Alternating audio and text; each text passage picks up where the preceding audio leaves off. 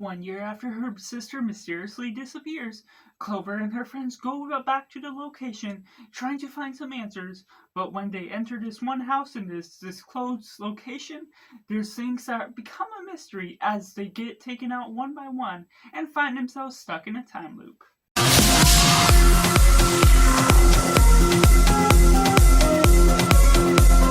Hello and welcome to Cinema, where we focus on a film. I'm Josh, this is Simply Cinema. Let me know down in the comments below what you thought of Until Dawn. Was it good, was it bad, or somewhere right in the middle?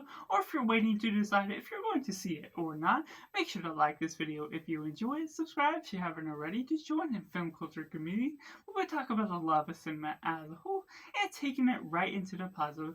Overall, this is a film that dives deep into horror aspects with director David F Sandberg, who has done the two Shazam movies, as well as Annabelle Creation and this little film called Lights Out, that do their own wonders for the small horror films that are separate from the Shazam movies, and his craft continues to be good for the nature of what he pulls off. The actors are doing their best with what all they're given, the nature of the intrigue. I'm a sucker for time loop movies, and seeing that all pulled off in here are really compelling. The nature of how the different changes all coming about with the film, how you have to discover the mystery behind the lore, other things with the components, and dealing with grief. This is something that dives deep into it, and something that I settle into the characters a little bit more for. It's one of the strongest points of connection to the characters, particularly with Clover. Otherwise, there's certain elements that just really build upon the ambiance of the horror, the certain aspects that can get you sucked in to the nature of what you're all building towards, with discovering the secrets, discovering why this character is connected to that, and what all you're exploring with what actually is the threat that is within the house, the Wendigos, other things that are happening at the same time. The nature of what all that brings about within this film can draw some intrigue for me personally. But going into the mix elements, there's just things here and there that can throw some people off. It is based on a video game, but from what I've been hearing, even though I haven't played the game myself, it's inaccurate to the game. It's not supposed to be an accurate depiction. Whatever David F Sandberg was thinking of trying to depict, he could have chosen another title, based it off of something else, but at last we're settled with this, and it's decent for the nature of what you're all getting into, like I mentioned in positive. And having no experience of playing the game, watching the game myself, it is something you can still go into and have some experience, if you especially if you're into time loop movies. But it's not necessarily going to be a huge draw. You can go to other movies, maybe get something else, particularly with Groundhog Day, other things. Just going into this felt like a little bit unsatisfying to the nature of what all you're getting out of it. When you're going into different things, they start to explore certain areas but don't go all the way in. It's not something that ruins the stakes of the film or builds upon what you're settling in with when you're dealing with the grief of these characters, the connections that you're diving into, what you're getting out of them, and how you connect to this film as a whole can still build upon some of the horror aspects. But of course, that's subjective to each one's take of what they're actually taking out of this film as a whole. Which takes me into the negatives. Unfortunately, there's quite a bit of flaws to this film, and maybe that's just how I'm trying to interpret it. Certain things where the days are ever changing, but it's not based on how the characters are making different decisions.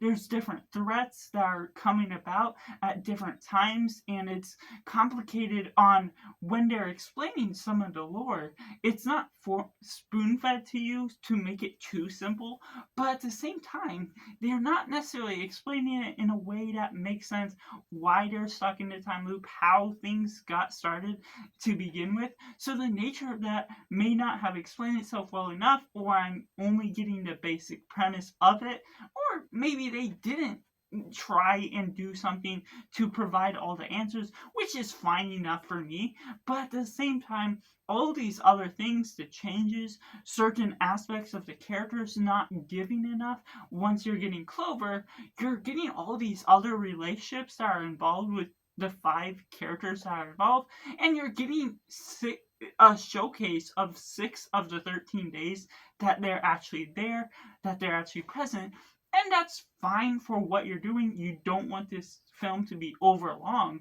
but at the same time, what it does with all its substance doesn't deliver on everything it's trying to communicate, because on one of the final days, there's a certain type of footage that's shown that I won't spoil, that still shows aspects of something that happened utilizing a phone camera that we weren't shown.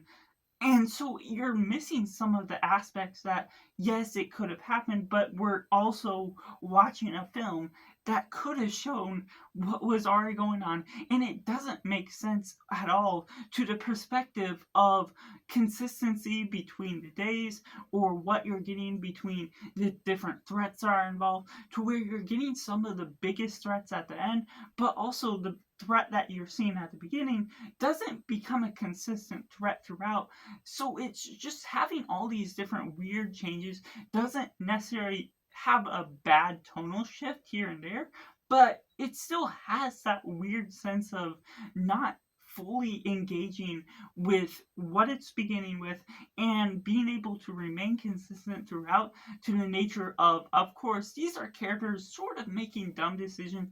Once they start this one thing, they have to follow through. And that also leads me into an aspect of some of the footage they watch. It explains aspects of the lore, how certain things started, and a test experiment that is done based on the time loop.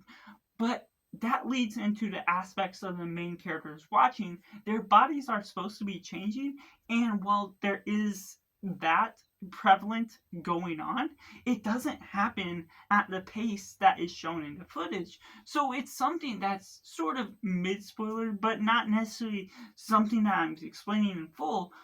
But it's still a complaint that's really flawed, because it's inconsistent with what they're explaining, how this operation works, and it doesn't follow through with what all actually makes sense. So the stakes are lowered once certain things start to come about, and aspects should be following through with something that it may be losing some of the members, but ultimately doesn't fully pay in the price that it should be paying, with the stakes that are ultimately shown at hand. And for only going over a span of 13 days, there's some aspects of what they're learning and how they get answers that, when you look at other time loop movies, they have to go through multiple months, or just dozens of days at the very least, that in the case of this sort of mystery should take a lot longer to figure out. But alas, it doesn't. And so that's where there's so many different problems here and there, where things sort of resolve in a satisfying way. They have the frights that, unfortunately, there is some jump scares that are completely unnecessary and cheap for the sake of it being a horror movie, that I didn't expect to be in the case of David F Sandberg delivering on this film. But that's just really what I have to settle in with, having this mixed bag of a film that also leans more on a negative side.